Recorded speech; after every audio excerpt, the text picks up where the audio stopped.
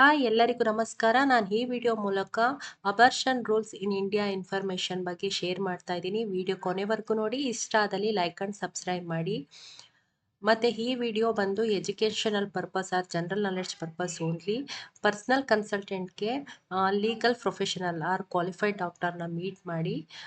First one, abortion rules ಬರೋದು medical termination of pregnancy MTP act 1971 ಅಡಿಯಲ್ಲಿ ಬರುತ್ತೆ. ಮತ್ತು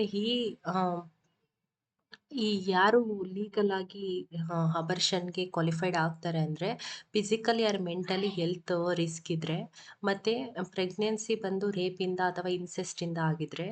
ಥರ್ಡ್ ಒನ್, ಬೇಬಿ ಬಂದು severely physically or mentally abnormalities ಇದ್ದರೆ. ಇಷ್ಟು 3 ಕಂಡೀಷನಲ್ಲಿ ಪ್ರಾಬ್ಲಮ್ಸ್ ಏನಾದರೂ ಇದ್ದರೆ ಅವರು under abortion rules MTP rule ಆ್ಯಕ್ಟಲ್ಲಿ ಬರ್ತಾರೆ. ನೆಕ್ಸ್ಟು ಟೈಮ್ ಫ್ರೇಮ್ ಏನಿರಬೇಕು ಅಂದರೆ ಅಪ್ ಟು 20 ವೀಕ್ಸ್ ಅಂದರೆ 20 ವೀಕ್ಸ್ವರೆಗೂ ಒನ್ ಡಾಕ್ಟರ್ ಅಪ್ರೂವಲ್ ಸಾಕು.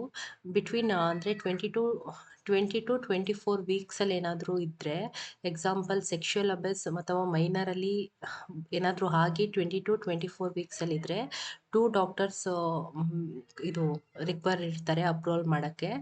ಏನಾದರೂ 24 ವೀಕ್ಸ್ ಏನಾದರೂ ಕಂಪ್ಲೀಟ್ ಆಗಿಬಿಟ್ಟಿದ್ರೆ ಅದು ಮೆಡಿಕಲ್ ಬೋರ್ಡೇ ಅಪ್ರೂವ್ ಮಾಡಬೇಕು. ಸೊ ಇದೆಲ್ಲ ಲೀಗಲ್ ಆಗಿರೋದು. ಸೊ ನಿಮಗೆ educational purpose only I shared information. ಇಷ್ಟ ಆದಲ್ಲಿ ವಿಡಿಯೋನ ಸಬ್ಸ್ಕ್ರೈಬ್ ಮಾಡಿ. ಹೀಗೆ ಮೋರ್ ಇನ್ಫಾರ್ಮೇಷನ್ನ ನಾನು ಹಾಕ್ತಾ ಇರ್ತೀನಿ. Thank you for watching.